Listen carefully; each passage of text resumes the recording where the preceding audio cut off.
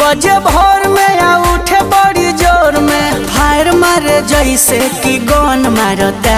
ई आवाज टन टन मारता हमर केहुअन ई फोन मारता। जब मिले न त मन मारता हमर केहुअन ई फोन मारता।